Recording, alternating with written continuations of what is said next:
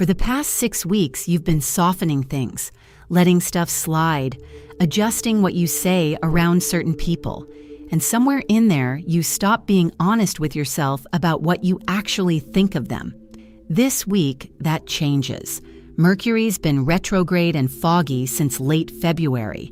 Everything in communication blurry, hard to read. Today it hits an exact point with Pluto. And what Pluto does is pretty straightforward. It takes whatever's been unclear and shows you the actual shape of it. All those small things that didn't quite add up. Today, they start forming a picture. The thing is, it's not new information. It's the information you already had, finally making sense. You didn't misread people. You just couldn't see clearly. Today you can. So let's be specific about what the softening actually looked like, because it probably didn't feel like a problem while it was happening. Someone said something that didn't sit right and you let it go. Someone made a choice that wasn't quite on your side and you found a reason for it. You adjusted your words before saying them, not lying, just taking the edges off, keeping things smooth. And each individual instance was reasonable. That's what you do with people you care about. You give them room. You don't make every moment into a confrontation. But 6 weeks of that adds up. At some point, the adjusting becomes the default. You stop registering the moments that don't sit right because you've already pre-processed them on the way out. The edge gets taken off before the thought even fully forms. And eventually, you're operating in a version of your relationships that's been so smoothed over that you genuinely don't know anymore what you actually think about some of the people in it. That's not weakness. That's what 6 weeks of Mercury in Pisces does to communication. Pisces is a sign that dissolves edges naturally. It makes things feel more fluid, more ambiguous, more open to interpretation. Mercury, the planet that governs how you think and speak and process information, moving through that sign since late February meant that everything in your communication landscape was running slightly blurred. Signals came in softer than they were. Your own internal read on people got filtered through a layer of emotional generosity you didn't consciously choose. And then Mercury went retrograde on top of that, which meant the blur doubled. Things that would normally register clearly. A pattern in someone's behavior, a shift in how they talk to you, a series of small moments that should add up to something. All of it came in fragmented. Not wrong, just incomplete. Like reading a text with half the words missing and filling in the blanks with the most charitable version you could find. That's been the operating condition for 6 weeks. So when you look back at this period and feel like you weren't fully yourself in certain relationships, you weren't operating from a clear signal. You were operating from fog. And the adjustments you made, the things you let slide, the softening, those weren't failures of character. They were adaptations to an environment where you genuinely couldn't see the full picture. Today, the picture becomes visible. And what specifically changed this morning? And why Pluto is the thing that cuts through what Mercury and Pisces couldn't, is what makes today different from any other day in this stretch. So what exactly was accumulating over these 6 weeks? Because it wasn't nothing. Every time you let something slide, it didn't disappear. It went somewhere.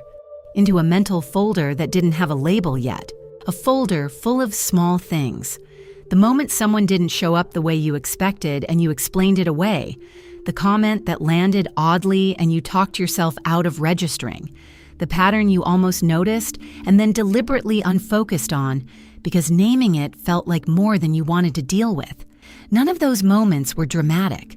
That's exactly why they got filed without labels. If someone had done something obviously wrong, something clear and unambiguous, you would have dealt with it at the time. But this wasn't that.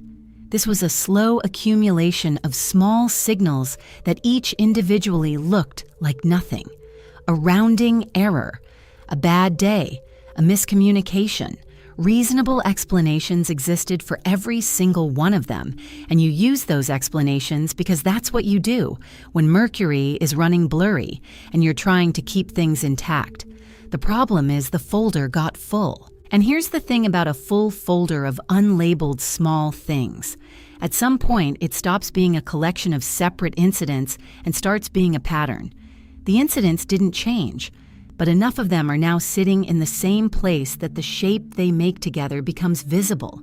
That's what today does, not through new events, not through a confrontation or a revelation, just through the specific way Pluto interacts with Mercury at this exact point. It takes the full folder and shows you what's in it, all at once, without the filter of charitable interpretation that Mercury in Pisces had been running automatically. Pluto is currently in Aquarius. Aquarius deals in systems and structures, the underlying architecture of things, rather than the surface.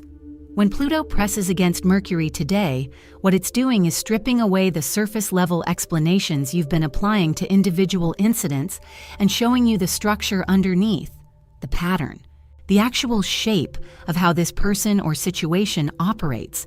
And the reason this lands today specifically, while Mercury is still in its post-shadow phase, still technically in the tail end of the retrograde cycle, is that Pluto doesn't wait for conditions to be ideal. It doesn't wait for the fog to fully clear before showing you what's in it. It just pushes through. The picture it's showing you right now is coming through the remaining blur, which is part of why it lands with a particular kind of coldness. You're not getting it gradually. You're getting it all at once, while you're still slightly inside the fog that was hiding it.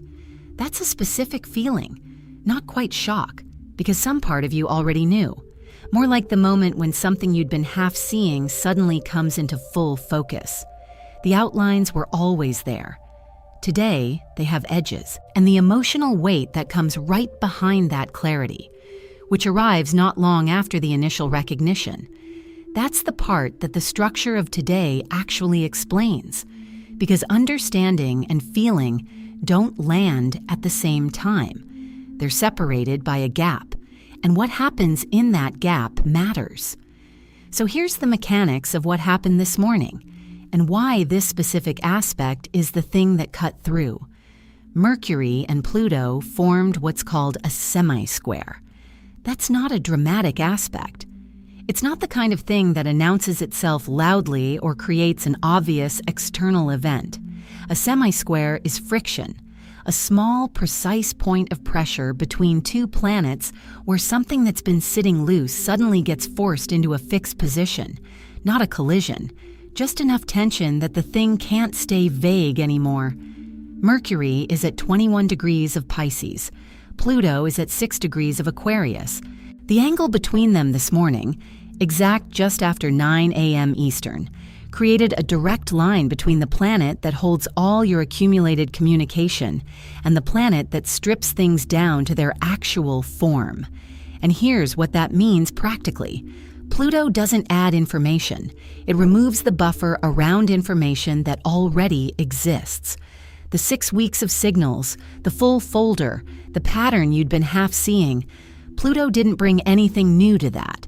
It just took away the layer of softening that Mercury in Pisces had been applying automatically. What was underneath that softening is what you're looking at now. That's why the hook is precise about this. It's not new information. It's the information you already had, finally making sense. The semi-square being the vehicle for this also explains why it doesn't arrive as drama. A square between Mercury and Pluto would be louder, more likely to show up as an actual confrontation, a direct conflict, something external that forces the moment. A semi-square is quieter. It's internal.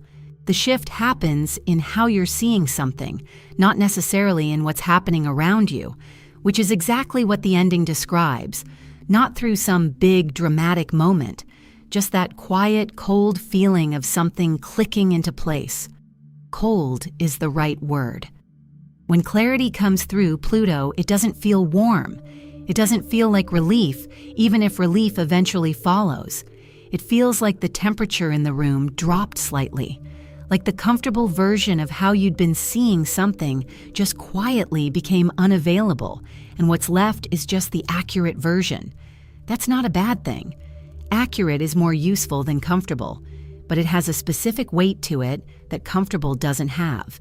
Now, what happens in the roughly 2.5 hours after this morning's exact point is its own thing, because the clarity lands first, the cognitive part, the picture forming, the pattern becoming readable, the outlines going sharp.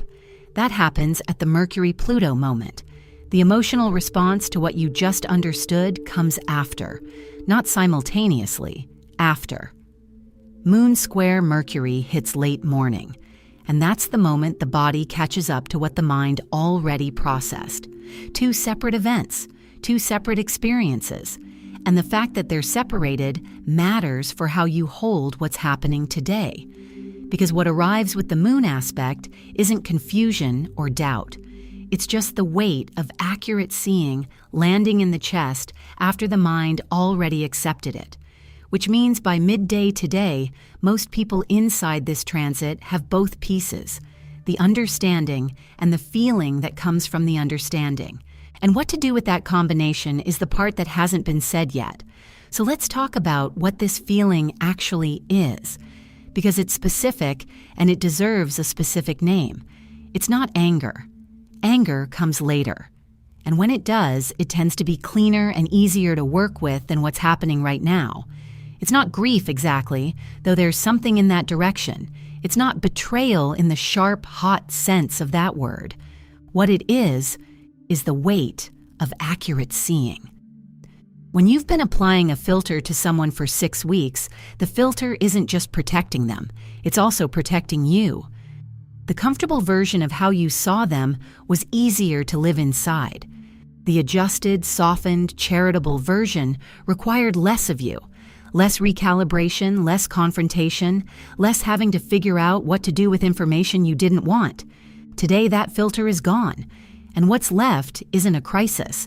It's just the unfiltered version of something you already knew. The ending names it exactly.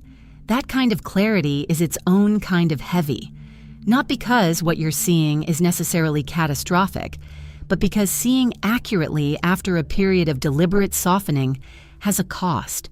The cost is that you can't go back. Once the picture forms, it's formed. The comfortable version of how you saw this person or situation is no longer available, not because it was destroyed, but because you can see past it now. That's what the moon square Mercury brings into the body this morning, a couple of hours after the initial clarity hits. Moon square Mercury is a conflict between feeling and thinking. But in this context, it's not confusion. It's the emotional system catching up to what the cognitive system already processed. Your mind got the picture first. Your body is getting it now. And the specific quality of that body-level reception is what the ending is pointing at when it says it's not anger yet. Yet is the operative word. Right now, the clarity is still in the registration phase. You're taking in what you're seeing. The question of what to do with it, who you say something to, what you change, where you stop giving the benefit of the doubt, that's not a today question. Today is for seeing clearly. The doing comes later. And here's why that sequencing actually matters. People who act on this kind of clarity immediately, before the emotional temperature has had time to settle, tend to act from the hot version of it, from the first wave of feeling rather than from the stable understanding underneath. And the hot version is less precise. It overshoots. It says more than is actually needed, or says it in a way that makes the conversation about the reaction rather than about the actual thing that was seen. Tomorrow, the moon moves into Capricorn, and Capricorn is the sign that takes emotional weight and converts it into practical clarity. Cold, structural, no drama. The same thing you understood today. Tomorrow, it sits differently in the body, less like a weight, more like a fact you can work with. The anger, if it comes, will be organized by then, directed, useful. That's the version of this you want to act from, which is why the next 2 days have their own specific logic, and why what happens toward the end of the week is the actual point where today's seeing becomes today's doing. Now let's get specific, because Mercury-Pluto doesn't land in the same place for everyone. And the difference between a vague sense that something shifted and actually knowing where to look is the difference between sitting with discomfort and being able to do something useful with it. 3 signs are taking this most directly today. If you're one of them, what follows is where to point your attention. If your sun or rising is in Taurus, today's clarity is landing in your immediate circle, the people you interact with daily, neighbors, co-workers, the person you talk to regularly without it being a close friendship. Mercury moving through this part of your chart has been blurring the signals from exactly that layer of your life for 6 weeks. Someone in your near environment has been sending inconsistent signals, saying one thing, doing something slightly different, occupying a neutral position that turns out not to be neutral at all. Today you see which way they actually lean. It's not a dramatic revelation. It's more like noticing that someone you thought was simply around has actually been shaping small things in a direction that doesn't serve you. The picture that forms today is about proximity. Who's close enough to affect the texture of your daily life, and whether that effect has been what it appeared to be. If your sun or rising is in Scorpio, today hits the partnership house, direct one-on-one relationships. And for Scorpio, this one tends to land hard because Scorpio is already wired to read beneath the surface. And 6 weeks of Mercury fog is deeply uncomfortable for a sign that relies on accurate reads. What today clarifies is the balance of a specific relationship, not necessarily a romantic one, a business partner, a close collaborator, someone you've been in a dynamic with where the exchange hasn't quite felt even. The charitable explanations you've been applying, they're just busy. They have their own things going on. Those dissolve today, and what's underneath is a clearer picture of whether this person is actually operating as a partner or just occupying that position. Those are two different things. Today you can tell which one it is. If your sun or rising is in Pisces, this one is the most internal of the three, and also the most important. Because for Pisces, Mercury retrograde in your own sign for 6 weeks created a very specific type of blur. The blur between what you sensed and what you were willing to acknowledge you sensed. The 12th house that Mercury-Pluto is activating for you today is the house of self-deception and hidden patterns. And the clarity today isn't primarily about someone else doing something wrong. It's about the places where you've been constructing an explanation for someone's behavior that you already knew at some level wasn't the accurate one. Pisces often experiences this transit as a quiet, uncomfortable moment of, I knew. Not, I should have known. Not, how did I miss this? Just, I knew. And I kept finding reasons not to name it. For everyone else, the mechanism is the same. The house is different. The question to sit with today is simple. In which relationship have you been consistently applying the most charitable interpretation? That's where today's picture is forming. That's where to look.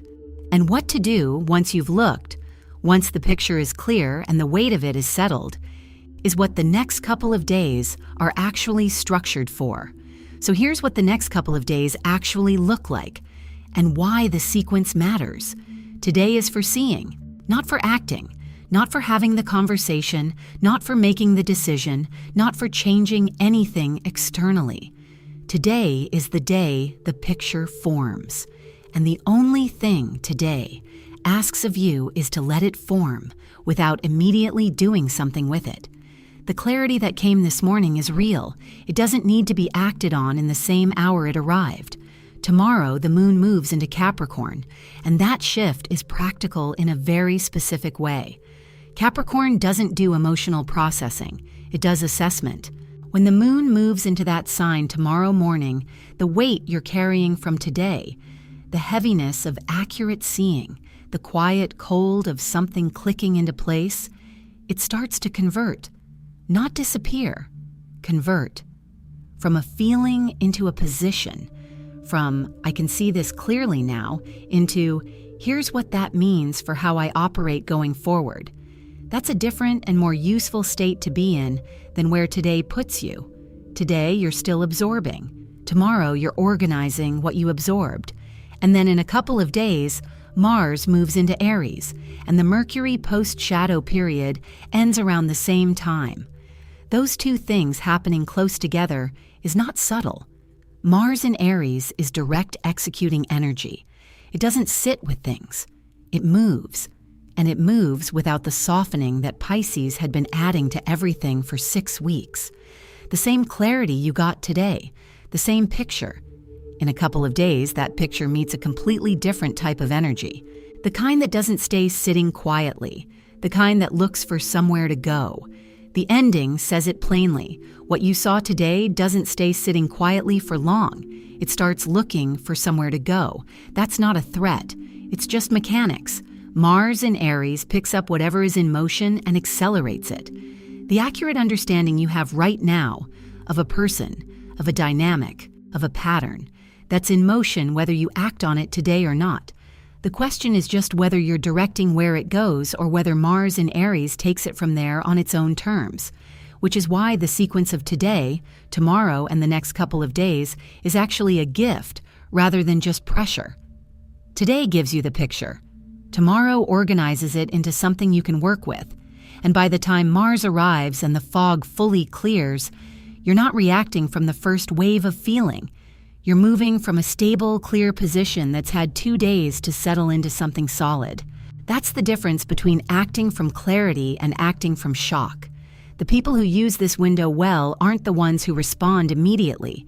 They're the ones who let the picture fully form today, let Capricorn cool it into a fact tomorrow, and then move when the energy is right. With the full picture in hand and the emotional temperature stable enough to be precise. So now you know. Not through some big dramatic moment, just that quiet, cold feeling of something clicking into place. A person, a situation, something you'd been making excuses for. That kind of clarity is its own kind of heavy. It's not anger yet, it's just seeing accurately, probably for the first time in a while. In a couple of days, Mars moves into Aries. What you saw today doesn't stay sitting quietly for long. It starts looking for somewhere to go. That shift is already close. Subscribe and stay close. This moves fast from here.